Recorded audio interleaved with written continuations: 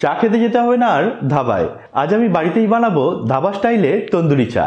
আর এই তন্দুরি চা বানাবার জন্য লাগবে আমাদের মাটির ভাঁড়। এই 3টে মাটির ভাঁড় দিয়ে কি করব সেটাই এখন আমি দেখাবো। তন্দুরি চা বানাবার জন্য এরকম একটা পাত্রের মধ্যে আমাদের নিয়ে নিতে হবে 3টে মাটির ভাঁড়। এবার কি করতে হবে, এর ওপরে আমাদের জল ছড়িয়ে দিতে হবে। আমি 1 গ্লাস মতো জল দিয়ে দিলাম। এবার এই জলটাকে গরম করব। দেখো জল ফুটতে আরম্ভ হয়ে গেছে। এবার আমাকে দিয়ে দিতে হবে এই মৌরিটা।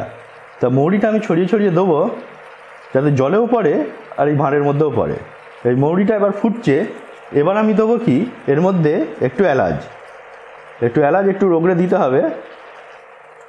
দারুণ হবে মনে হচ্ছে। দারুণ গন্ধ ছাড়ছে, দারুণ গন্ধ ছাড়ছে। মৌরি এলাচ একটু আলাদা ধরনেরই হবে ফ্লেভারটা, তাই না? এটা হচ্ছে তন্দুরি চা বাবা, অত সহজ নয়। আচ্ছা এগুলো কি ফুটবে? সব ফুটবে। এবার দেবো এর মেন জিনিস চা পাতা।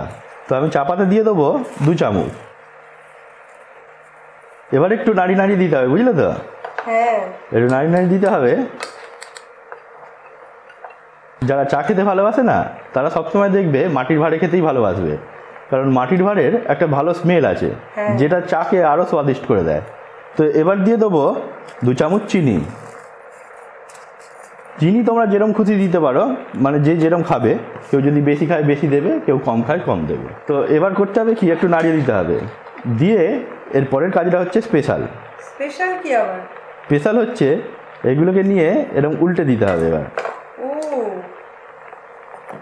এবার সব ফ্লেভারগুলো একসাথে হচ্ছে। হ্যাঁ, তো আমি ঢেলে দেবো দুধ।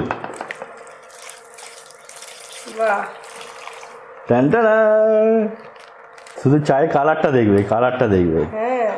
এবার চাটা ভালো করে ফুটে উঠলে নামিয়ে দেবো। তো দেখেছো কিরম ফুটছে? এবার দেখো বাহ,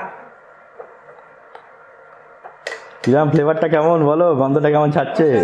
হ্যাঁ, তো আমাদের চা মোটামুটি রেডি। এবার এটাকে বন্ধ করে নামিয়ে নেবো। তো এবার ভাঁড়গুলোকে নামিয়ে নেবো। এবার চাটা একটু ঘেঁটে নেবো এরমভাবে। পুরো মালাই জমে গেছে গো সাইডে। তন্দুরি চা, এই চা খাওয়ার জন্য লোকে লাইন দিয়ে ধাবায় দাঁড়িয়ে থাকে। তো এবার আমরা চাটা গ্লাসের মধ্যে ছেঁকে নেব। তো আমাদের রেডি হয়ে গেল তন্দুরি চা। কিন্তু তন্দুরি চা খাওয়ার জন্য আমরা নিয়ে এসেছি 2টো মাটির ভাঁড়। এই মাটির ভাঁড়ে ঢালবো আর দুজনে মিলে খাবো। তো নাও, কেমন লাগে টেস্ট করে বলো। আগে তুমি টেস্ট করো, তারপর তো আমি আছি খাওয়ার জন্য। তো আমাদের বানানো হয়ে গেছে তন্দুরি চা। এবার আমি এটাকে টেস্ট করব আর টেস্ট করে বলবো যে এটা কেমন খেতে হয়েছে। তো চলো খেয়ে দেখছি। দারুণ দারুণ, নিজে বানিয়েছি বলে নয়, এটা সত্যি খেতে দারুণ হয়েছে। একটু অন্যরকম ফ্লেভার, আর এই ভাঁড়ের ফ্লেভারটা ভালোই এসছে, আর ভাঁড়ে করেই খাচ্ছি। তো বন্ধুরা, এই ধরনের তন্দুরি চা তোমরাও বাড়িতে বানিয়ে দেখতে পারো, আর টেস্ট করে আমাকে বলবে তোমাদের চাটা কেমন খেতে হয়েছে।